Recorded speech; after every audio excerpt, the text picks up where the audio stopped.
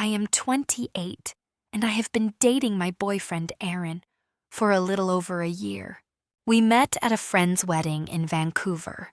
I lived in Calgary at the time, and he lived in Seattle, so neither of us expected it to become serious. At first, it was easy to keep things light. We talked about work, travel, books, and what we wanted from life.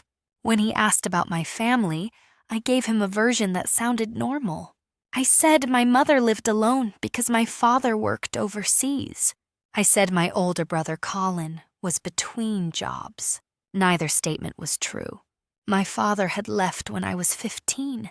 My brother had not worked in nearly 4 years, and my mother depended on me in ways I did not know how to explain. I did not lie because I wanted to manipulate Aaron. I lied because I was ashamed. My family was not violent or criminal. We were just stuck. My mother, Diane, had spent most of her marriage trying to keep my father calm. After he left, she made Colin and me the center of her life. At first, that felt loving. Then it became heavy. She called several times a day. She wanted to know where I was, who I was with, and whether I had eaten. If I did not answer, she assumed something was wrong. If I made plans without telling her, she acted hurt. She often said, "You are all I have left." Colin lived with her. He had dropped out of college at 22 after a severe depressive episode.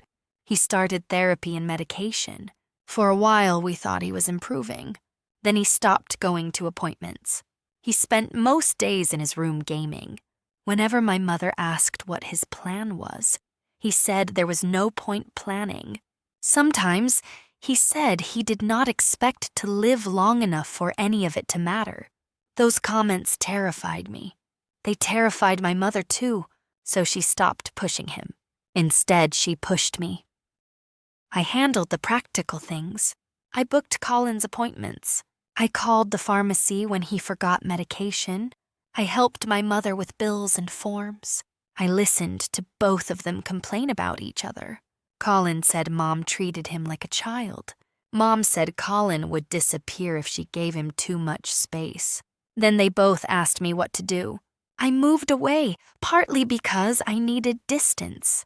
But even from another city, I was still the person between them. Aaron knew none of this.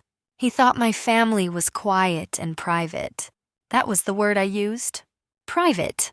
It sounded better than dependent. The lie became harder to maintain when Aaron and I got serious. He was honest about his own family. His parents were divorced. His father had struggled with alcohol. His younger sister had cut contact with their mother for almost 2 years. He told me all of it without trying to make himself look better. That made my silence feel worse. Several times I planned to tell him. Then I imagined his expression changing. I imagined him wondering whether my family would become his problem. I imagined him seeing me the way I sometimes saw myself, not as a girlfriend, as a package of obligations. 6 months ago, Aaron came to Calgary for a week.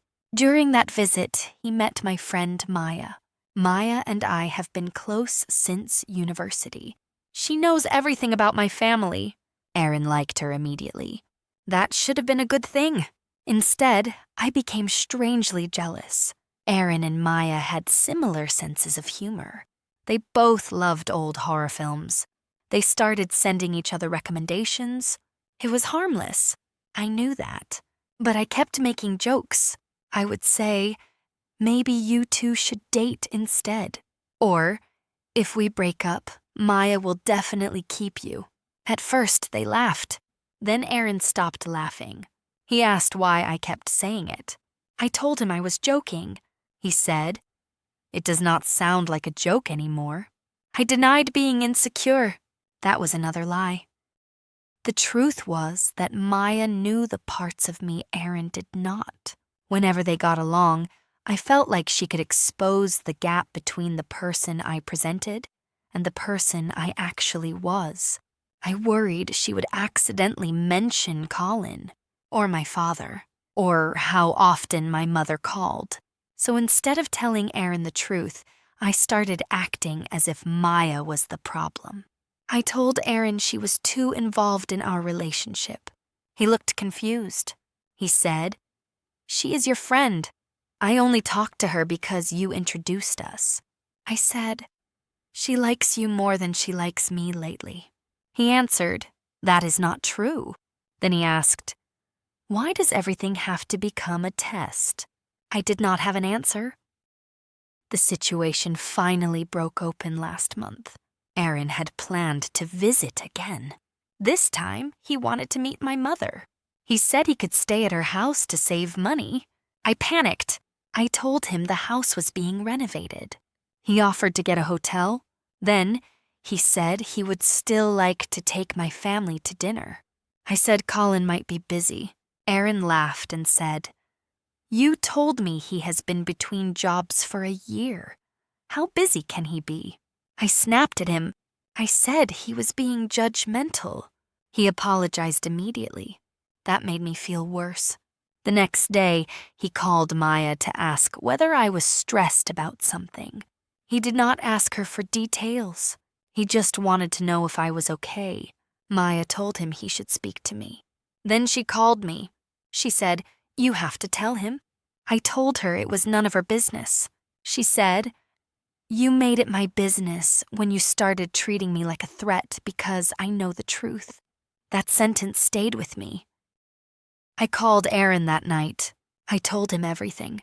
Not perfectly. I cried. I contradicted myself. I admitted I had lied about my father. I told him Colin had not worked in years. I explained my mother's dependence on me. I told him about Colin's comments about not wanting a future. Then, I admitted the jokes about Maya came from fear that she would reveal something. Aaron was quiet for a long time. Finally, he said, "I am not upset that your family is complicated." I started crying harder. Then he added, "I am upset that you decided I could not handle the truth." That was fair. I said I was ashamed. He said, "I understand shame.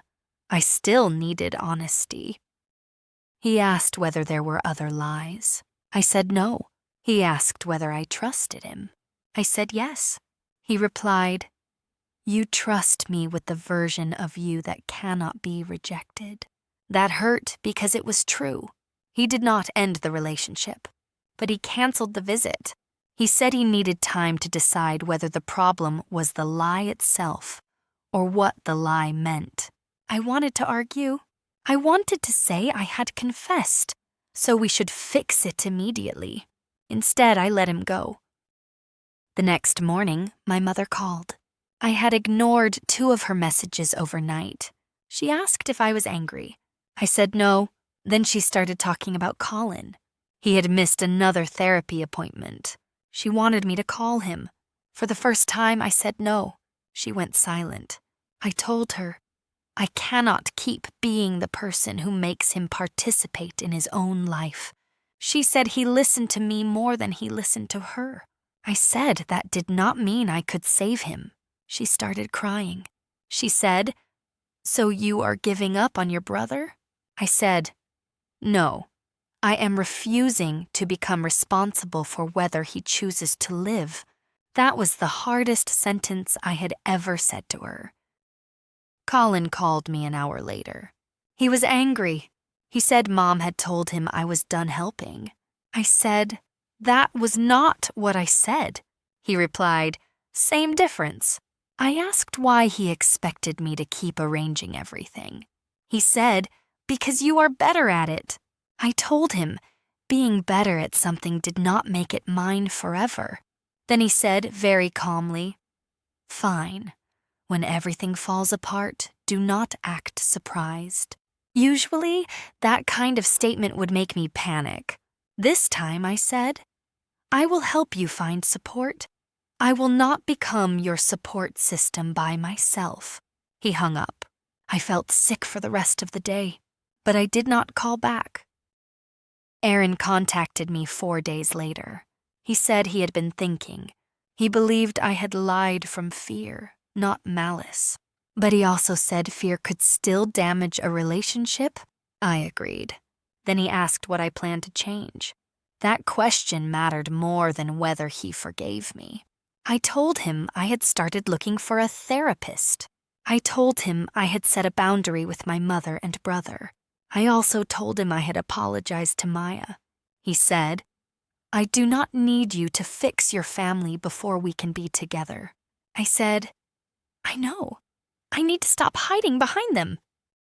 We decided to continue the relationship slowly. Aaron visited 2 weeks later. He stayed in a hotel. He met my mother for dinner. She was nervous and overly friendly. She talked about my father as if he might return at any moment. Aaron did not correct her. He did not expose me. He simply asked about her garden. Colin refused to come. My mother apologized for him several times. Aaron said, "He is allowed to decide." That sentence made her uncomfortable.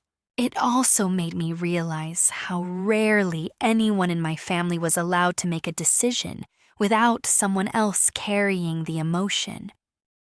The next day, Aaron met Maya for coffee with me. I apologized again for making her feel like she had done something wrong. She said she had been angry, but she understood.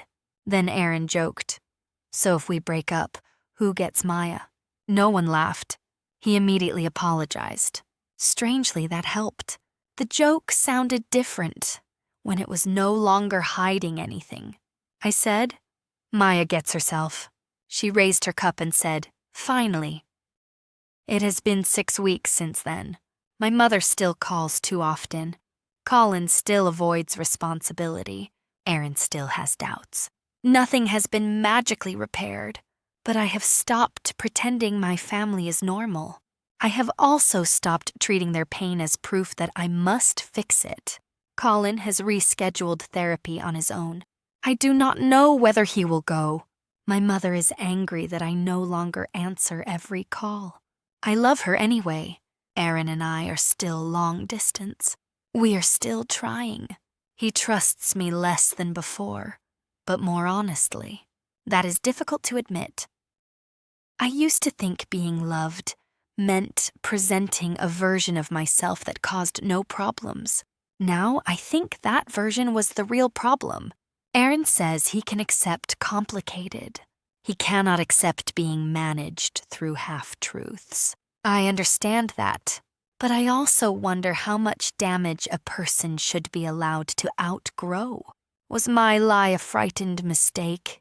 Or did it reveal that I am not ready for the kind of relationship I said I wanted?